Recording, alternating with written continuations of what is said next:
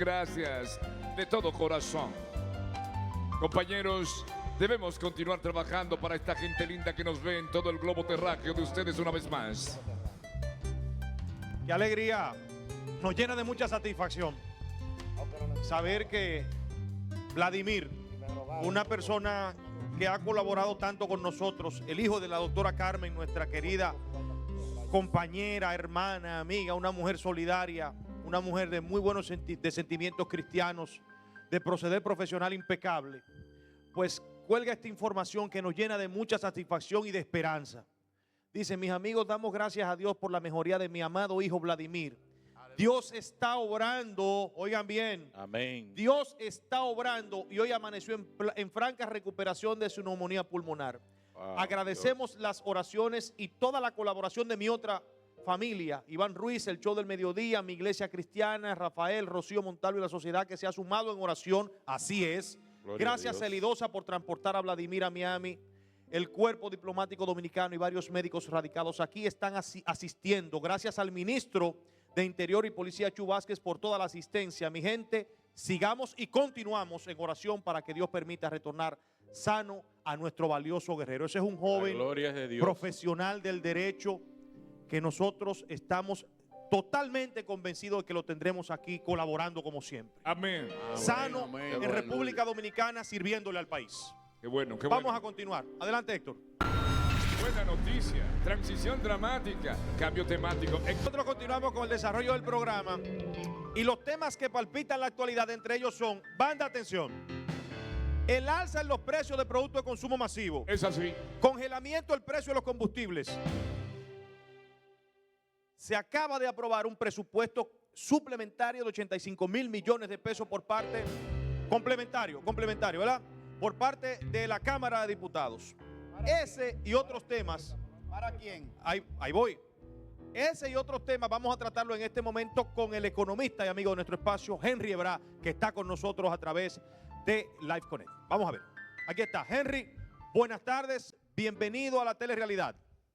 Muy buenas tardes a ustedes. ¿Cómo están? Muy bien, muy bien. Aquí está todo el equipo y queremos de entrada, pues, comenzar con las cuestionantes. Primero, ¿hasta qué punto puede mantener el Estado o el gobierno dominicano el precio de los combustibles al nivel que está? Primero. Segundo, se acaba de aprobar un presupuesto complementario de 85 mil millones de pesos. ¿Para qué fines?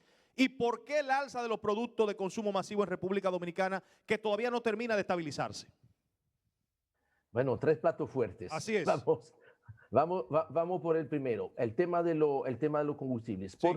¿Por qué hay presión sobre el precio de los combustibles? Básicamente por una sola razón, es que el precio de los combustibles, el precio del petróleo en el mercado internacional ha tenido un alza sorpresivo este año. Empezamos el año en $47 más o menos, Sí, en el mercado internacional y llevamos ya 8 semanas por encima de los $70. Wow. ¿Por qué han subido tanto los precios del petróleo? Parte de eso es una buena noticia, es porque la economía global se está recuperando.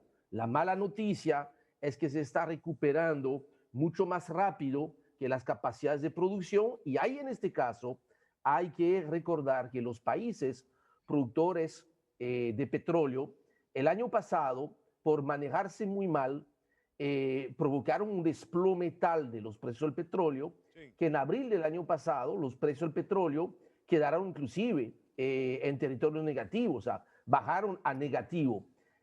Aprendieron la lección, lamentablemente para nosotros aquí en República Dominicana, se pusieron de acuerdo para bajar sus niveles de producción, al mismo tiempo que por el crecimiento de la economía mundial sube la demanda. Entonces, si de un lado sube la demanda y del otro lado baja la producción, lamentablemente para nosotros suben los precios. Entonces, ¿cómo se puede mantener congelados los precios de los combustibles? Hay una sola forma, es creando un subsidio, hacer que el precio no se refleje. Para que tengamos una idea de qué estamos hablando, en el caso de combustibles como gasolinas y gasoil, todavía faltaría ajustar entre 15, alrededor de 15 pesos. En el caso del GLP, que es más problemático, ahí estamos hablando de un incremento no menor a los 20 pesos. Entonces, como esto tiene obviamente un impacto terrible sobre el bolsillo, directa e indirectamente, porque cuando sube el petróleo, los combustibles, todos los bienes y servicios aquí suben. Entonces, se ha tratado de congelar los precios pensando que en algún momento van a bajar los precios del petróleo.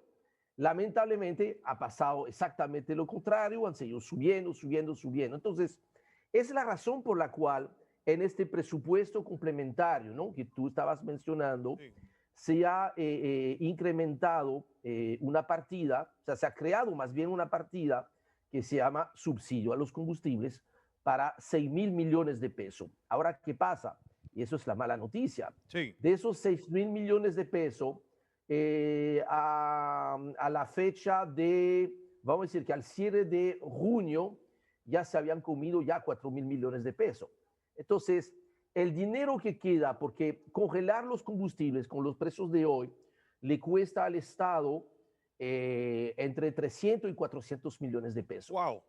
Wow. Si hacemos un cálculo rápido, básicamente, yo creo que queda para subsidiar, mantener así dentro de los parámetros de esos 6.000 millones, te alcanza hasta final del mes de agosto. Perspectiva de que bajen los precios del petróleo a nivel internacional, muy limitada, muy limitada. Henry, vamos a incorporar a nuestro equipo preguntas rápidas y respuestas precisas. Exactamente. No, van dos ya, van dos. Pero para que ustedes participen. Él habló sobre el precio. No, son Yo dos. tengo una. Habló del presupuesto suplementario y habló también del precio de los combustibles. Pero vamos una a continuar. cosa, don Henry, Sí. yo tengo una pregunta sobre el tema de la posibilidad de la reforma fiscal, pero le quiero anotar algo a eso que usted acaba de decir de los combustibles. Primero, ¿por qué tiene que ser subsidiado si los factores, las ganancias impositivas que tiene aplicados los combustibles son muy altas? Porque hay que subsidiarlos y lo que hay que es recortar las ganancias por lo que nos cobran un montón de impuestos a los combustibles. Y segundo, es una desproporcionalidad inclusive hasta social que tengamos que estar subsidiando los combustibles de nuestras costillas cuando el gobierno subsidia a empresas multimillonarias con combustible exento de un montón de pagos. Dígame. Digo, ya Entonces, es un asunto como que no compagina. Y entonces ahí está el tema de la reforma fiscal. ¿Va o no podrá ser? Y le agrego, Ebrar, a esa, para hacer luego mi pregunta respecto a lo que dice mi compañero Graimer. ¿Qué es lo que en este caso pudiera hacerse? ¿El marco legal podría modificarse quizás para lo planteado? Ok, yo voy a empezar por la última pregunta. Yo creo que me permite introducir el resto. ¿Por qué los combustibles son tan caros en República Dominicana relativamente en comparación con los países de Centroamérica? Por una razón muy sencilla. Los impuestos son muy altos. Si sumamos los diferentes impuestos que gravan los combustibles, estamos hablando de más de 70.000 millones de pesos. Es una parte muy importante, un 12, un 13% de lo que representan los ingresos del Estado. Entonces, cualquier cosa que se haga con el tema de los combustibles es de alta sensibilidad para el Estado porque tiene una parte importante de sus ingresos que dependen de eso. Entonces, esa es una primera realidad. Entonces, para poder bajar los precios de los combustibles en el país, independiente de lo que pase con el petróleo, usted tiene toda la razón. Habría de modificar la ley 112-00. Y esto, obviamente, todo el mundo quisiera poder hacer esto, porque obviamente luce especialmente simpático decir que vamos a bajar los impuestos a los combustibles. Ahora, también hay que ser responsable en el análisis de ver lamentablemente la otra parte de la moneda, es de que si tú bajas el impuesto a los combustibles, que probablemente sea algo que se haya que hacer, se va a tener que hacer dentro del marco de una reforma más amplia. Yo no creo que podamos tocar el tema del impuesto a los combustibles sin revisar los demás impuestos. Por ejemplo, una cosa que siempre yo he propuesto es que uno de los impuestos, que se llama el impuesto selectivo ad valorem, que es el que se cobra como un porcentaje del precio del petróleo, las empresas no tienen cómo rebajárselo, a diferencia de lo que pasa en Centroamérica, porque como no es un ITEVIS, es un impuesto selectivo, eso es parte de tu costo. En Centroamérica, este impuesto, ¿verdad?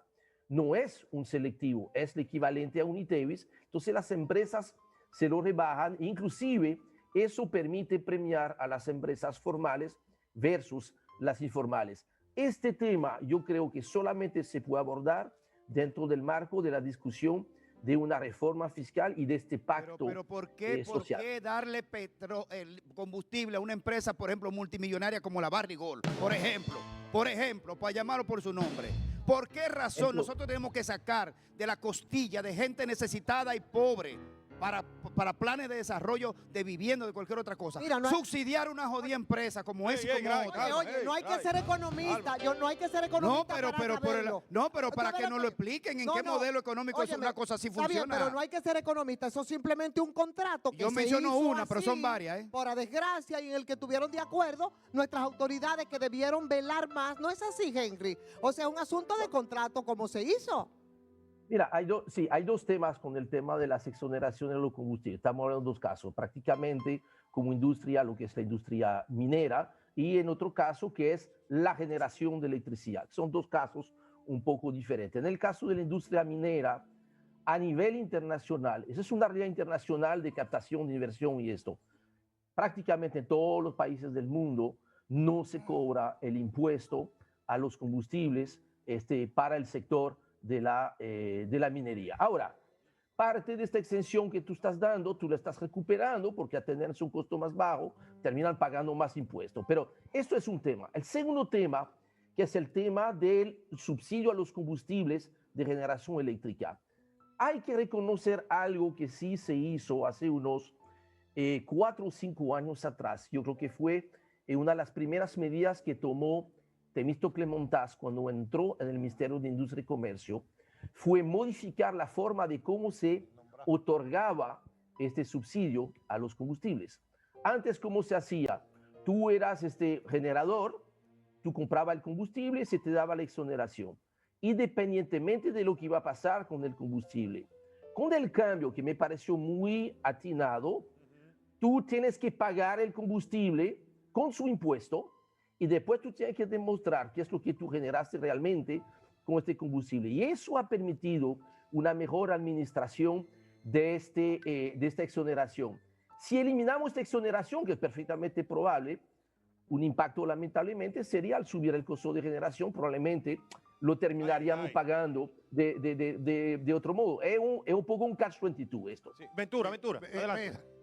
Yo necesito que alguien me explique esto porque yo no lo entiendo. A ver, ¿qué? Cuando el petróleo estaba a 100 y pico el barril y de repente se desploma a menos de $50. Aquí no bajó la electricidad, aquí no bajó nada. Carajo. Como si no hubiera pasado nada. Cuando sube 10 pesos allá, aquí sube todo. Entonces, ¿qué es lo que pasa? Que la electricidad no baja un peso cuando se le desploma a la mitad el combustible. Ellos no bajan un peso de la electricidad. Pero cuando suben 10 pesos, suben un 20%. Entonces, alguien tiene que hacer algo por nosotros. Vamos a esperar la respuesta y después Aristip. Sí, no, y efectivamente, mira, yo creo que República Dominicana tiene el récord mundial de congelación del precio de la electricidad. O sea, nunca, o sea, yo no recuerdo, mira, de hecho, yo debo haberlo chequeado, pero yo no recuerdo la última vez, fue hace muchos años que hubo una variación en el precio de la electricidad. Fíjese la diferencia fundamental entre electricidad y combustible. Yo sé que siempre tenemos más la percepción, porque es natural, de que cuando suben los precios la gente se da cuenta. Cuando bajan los precios nos damos un poquito menos cuenta. Eso es lo que pasó el año pasado. Cuando el petróleo bajó, los precios de los combustibles bajaron. De hecho, es por eso que ahora lo sentimos, porque han subido los precios, básicamente porque ha subido el precio de los combustibles. Nunca me ha bajado la electricidad. Pero fíjate, y esto es una de las cosas que efectivamente habrá de revisar como parte de toda esta reforma que se está dando al sector eléctrico, de que los precios puedan reflejar cuando baja el costo de producción, inclusive la misma entrada de Punta Catalina sin entrar en la discusión de que si fue correcto o no correcto, que si salió caro o no salió caro. Todo el mundo sabe lo que hay detrás de todo eso. Ahora, hay que reconocer que ahora cuando Punta Catalina produce electricidad, esta electricidad sale al costo más bajo que hay en el mercado. Y todavía no hemos visto, cómo la electricidad puede bajar. Y esto es, yo creo que un gran reto para la economía dominicana. Ahora, vamos a estar claros también con esto. Bien. Ningún negocio se puede mantener cuando regala el 40% de lo que provee. Todavía hay casi el 40% de la electricidad servida que no se cobra. Y esto es parte del sobrecosto que nosotros, que sí pagamos la luz, tenemos que cada mes pagar un costo mucho más elevado para compensar los que no lo están pagando. O sea, usted piensa, perdón, en esa misma, ¿por qué le está planteando eso? Mi pregunta entonces va para ahí. ¿Usted cree que el problema del alza en la tarifa eléctrica se debe entonces a que a la que se factura y no se cobra, o a los grandes contribuyentes que tampoco se le cobra? ¿Cómo es la cosa? Mira, independiente de que sean pequeños, medianos o grandes, lo que sí está muy claro, que ahí están las cifras, el 40% de la electricidad servida no se está cobrando. Es como si ustedes estuviesen regalando ¿Y dónde queda el tema de la distribución entonces? Espérate, manito, porque el problema no es que preguntemos todo y lo que digamos claro. Ahí eso no se incorpora a esa pérdida. Pero es que precisamente es esto. ¿Quién, en fin de cuentas, tiene las pérdidas? Las compañías de distribución. Las compañías de distribución son todas estatales, con la excepción de lo que es la zona este del país, por supuesto. Y que entonces, al no cobrar esta luz, eso le genera pérdidas. Y esas pérdidas tienen que ser compensadas a través de este subsidio que hay en el presupuesto para compensar las pérdidas. Mire, ustedes como programa de televisión no pueden sostenerse ni 3 meses si la mitad de sus anuncios no lo cobran. Es verdad. Finalmente, Aristipo. Señor Ebrán, la guitarra y el violín. Ay. El gobierno actual era oposición hace apenas 11 meses y días. Entonces eran malas las emergencias por el COVID, eran malos los préstamos y era malo el precio de los combustibles. Y ahora un presupuesto complementario en base a préstamos. ¿Cómo es? Ok, en el presupuesto, mira, el presupuesto complementario efectivamente incrementa los gastos, incrementa los ingresos. Hay un saldo efectivamente de que sube el déficit de 145.000 a 210.000 millones de pesos. Porque no va a subir el endeudamiento más allá de lo que había en el presupuesto, porque por dicha, el año pasado, al final del año, sucedió algo muy inusual en la economía dominicana. Es que se cerró el año con un excedente de caja de casi 70.000 millones de pesos. ¿Por qué? Porque en septiembre del año pasado se emitieron bonos soberanos por 3.800 millones de dólares y una parte importante de ese dinero, como 70.000 millones de pesos, no se gastaron en el 2020. Entonces quedaron disponibles en el 2021. Para sufragar, por ejemplo, el sector salud está recibiendo más de 40.000 millones de pesos adicionales en el presupuesto, lo cual es importante, yo creo. Bien, nosotros agradecemos a Henry Ebrard que haya compartido todas estas informaciones e inquietudes que tiene la población dominicana en torno a la economía de nuestro país. Mientras tanto, el show sigue saliendo para todos. Hemos conversado con Henry Ebrard, calificado economista aquí en República Dominicana. Gracias, honorable, por compartir sus conocimientos con nosotros. Nos vamos a la pausa mientras acontece esto que vemos en pantalla. De eso hablaremos cuando regresemos. Los chicos le están pasando bien allá en Rancho Don Soto. Están ubicados los pequeños grandes talentos por lo que estoy mirando aquí en pantalla. En breve más de eso en la Telerealidad, el show del mediodía.